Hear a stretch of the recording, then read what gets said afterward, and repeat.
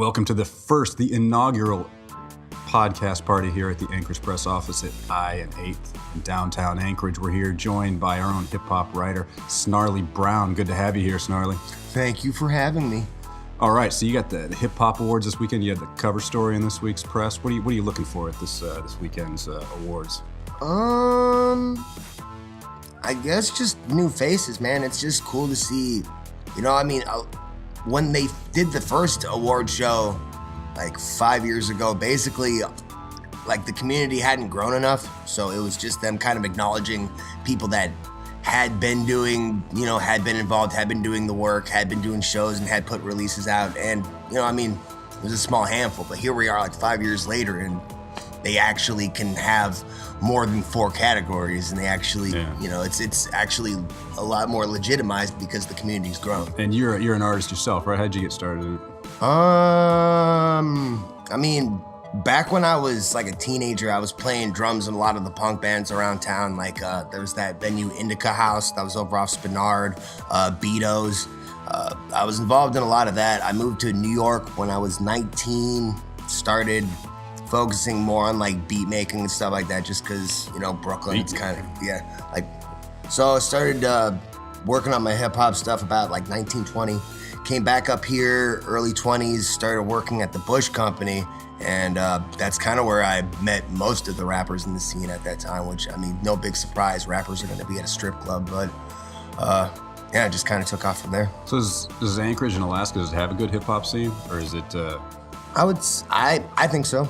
I wouldn't be dedicating my time in like trying to promote it and, get people's names out if I didn't believe in it, And you title your column, basically, we've kind of found a title for your column. It's called Hip Hop Saved My Life. Is that tongue in cheek, or do you mean that sincerely? It's sincerely. It's like there's a few different pieces. Like that's one specific series, and basically what that is like I reach out to certain artists that I know have had, I guess what you could say, tumultuous lives, and have used this music or, just used this form of creativity to create some sort of positivity in their life, and overcome whatever hardship they were going through. And that's what that piece is specifically for. It's more of a profile piece just for people who,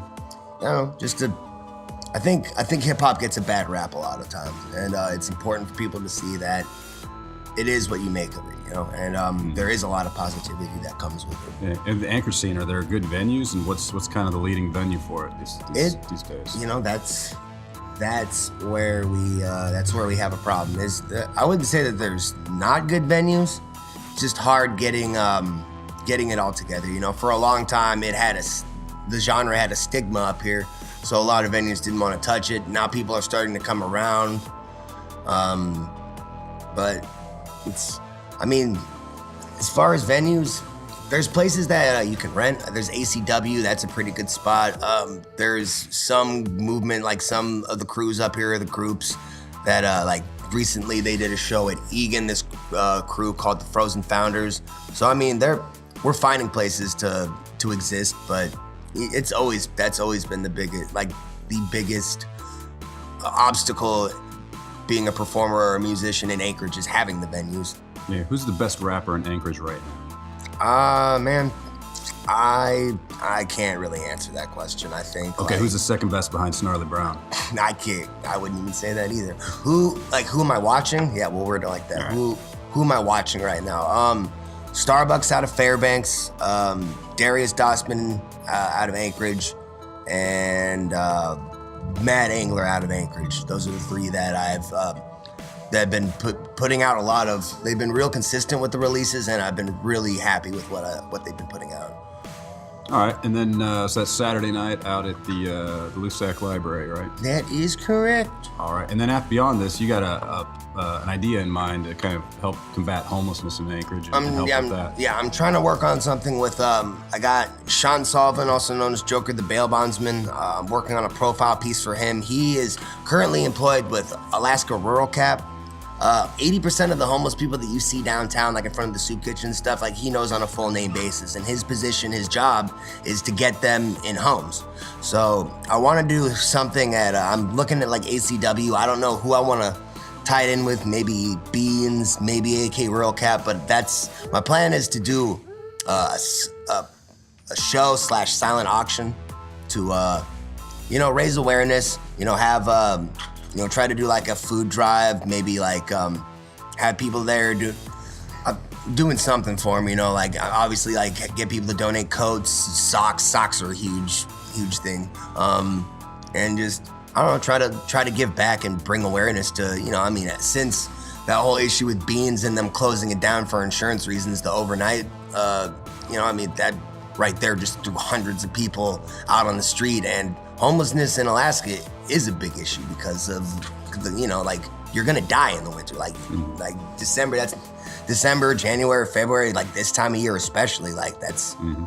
Well, so if people want to help or if they have ideas, how can they get in contact with you? They can find me on, there's the infamous Facebook, Ren. My legal name is Ren Joseph Krebs, REYNKREB as in boy S. You can look me up, send me a message on there, or you can email me at therealsnarlybrown@gmail.com. All right, sounds good. Also, you can contact us at the Anchorage Press, email editor@anchoragepress.com, and I'll make sure Snarley gets any information you want to push his way. Snarley, thanks as always. Best of luck tomorrow night at the Hip Hop Awards. Thank you, sir. All right. Take care, man.